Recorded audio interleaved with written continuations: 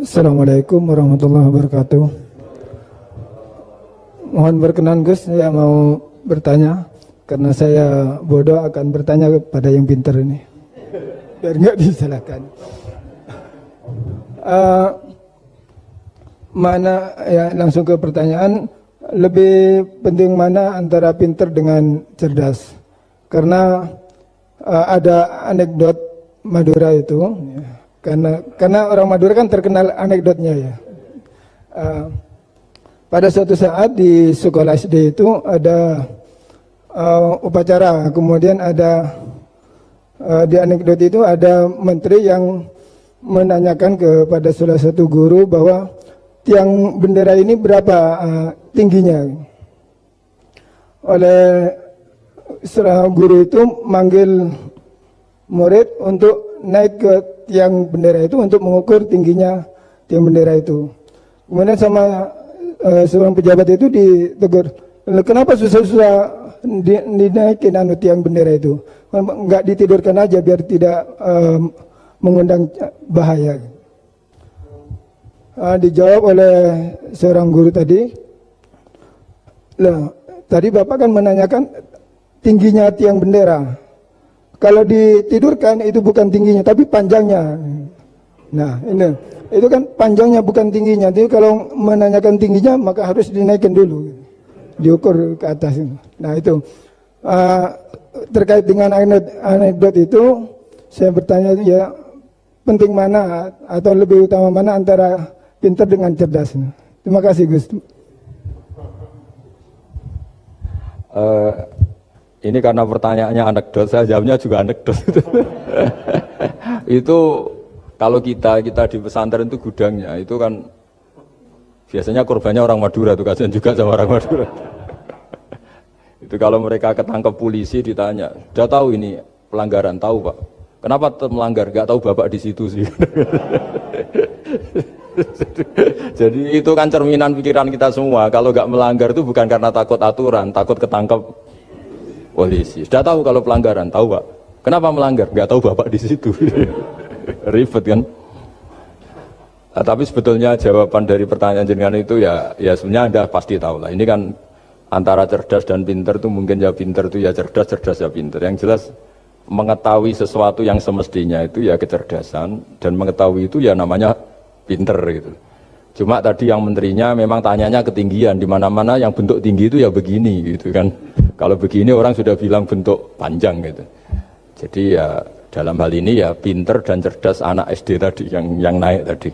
Karena ya tetap dia memang benar-benar ngukur ketinggian itu, bukan kedataran. Nanti lama-lama ini bukan panjang Pak, tiduran gitu. Tapi itu memang di beberapa dunia wali. Dunia wali itu dunia yang memanfaatkan kepintaran dan kecerdasan. Misalnya banyak wali yang ibadahnya itu biasa. Ditanya, kenapa kamu ibadahnya biasa? Loh, Allah itu enggak diuntungkan oleh ibadah saya. Ya sudah, saya ibadah standar saja lah yang wajib-wajib. Makanya di dunia wali itu lebih ngeri guyonannya. Ada seorang wali doa di multazam, ya Allah ampuni dosa saya, ampuni, dan ini tempat mustajab, saya berdoa supaya saya tidak dosa lagi. Itu jawabannya unik. Kalau orang tidak dosa, sifat ghafur saya nganggur. Jadi saya ini ghafur itu pemaaf. Kalau nggak ada yang salah, lalu ini gimana ini? Nggak ada objeknya lah kira-kira gitu. Jadi hubungan wali dengan Tuhan dulu itu ya asik, karena ya memang agama ini datang dengan keasikan. Makanya disebut halawatal iman. Halawah itu nyaman, indah. Makanya Nabi itu kalau mensifati sholat, wa qurratu aini fi sholat, nyaman saya ketika sholat, karena Allah itu jamil, Allah itu indah, sehingga ya nyaman. Lalu saya itu kalau mikir mati itu Pak Rektor itu ya takut kadang-kadang, wah dikubur terus ditinggalkan gitu, ribet kan. Tapi kalau setelah saya ngenangen, dulu ketika saya janin di perut ibu ya nggak tahu cara hidup, ternyata saya hidup dengan cara yang saya nggak tahu. Wong bisnis nggak bisa, kerja nggak bisa. Kamu ketika jadi janin kan sudah ada nyawanya, sudah hidup. Kamu bisa ngelola hidup kamu di situ, tidak bisa kan? Ternyata bisa hidup. Makanya Allah mengingatkan wa id antum ajinnatun fi butuni ummahatikum. Kalau kamu janggal hidup kamu di kuburan, apa kamu tidak pernah hidup di kuburan?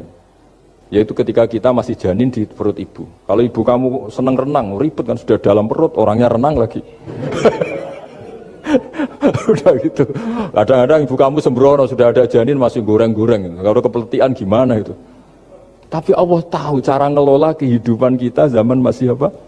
Janin. Ya kita hidup ya ada bayi yang gendut bahkan sampai disesar karena saking gendutnya. Wah itu bayi tauhidnya tinggi itu sudah tahu kalau yang ngurusi Allah. Ndablek saja ada sampai gendut. Ya artinya kalau sudah lihat itu ya sudahlah. Zaman saya hidup ketika janin ya tidak tahu caranya hidup. Ternyata ya hidup. Ketika kita jadi zigot, jadi apa, masih mani, masih sperma, nggak tahu caranya jadi orang, ya tahu-tahu jadi orang. Kita nggak tahu kenapa mani yang gitu ada jadi rambut, hidung, jadi macam-macam. Setelah besar ya tahu proposal, tahu bulat, macam-macam. Wah. Makanya kalau Kiai itu pinter anekdot. Saya pernah disowani istri Pak Rektor, melarat sekali, melarat betul. Melarat jelek, kebetulan yang tanya saya itu jelek. Wah beneran ya kata saya. Istri perempuan. Gus, suami saya itu miskin Gus, doain kaya Gus, supaya hidup saya itu enak. Terus tak guyoni. Nanti kalau suami kami kaya, pertama yang dievaluasi rumah Gus ganti, ya rumah diganti, mobil diganti, lama-lama yang diganti kamu. Karena apa? Rumah sudah bagus, mobil sudah bagus, yang nggak bagus itu kamu. Pasti diganti, tak jamin itu kata saya itu. Terus dia bilang, ya udah nggak usah Gus. Jadi untuk karena saya ini ya mikir, saya ini kiai kan jaga image, sampai saya doakan tidak mandi kan jatuh. Ya sudah mendingan itu, mendingan tak kasih pengertian itu. Kalau suami kamu sudah kaya kamu ganti apa? Rumah kan, terus mobil kan, lama-lama dievaluasi apa? Oh kamu pasti dapat istri kan. Jangan-jangan trennya orang kaya kan gitu kan. Trennya orang kaya kan, ya gitulah. Terus dia udah nggak usah. Jadi artinya itu kecerdasan, kiai gitu itu kecerdasan. Karena kalau doa tidak mesti mustajab juga kan. Udah kiai top gitu, doanya ngopos juga kan, ribet kan. Akhirnya ya sudah gitu aja. Ya saya kira demikian. Tes.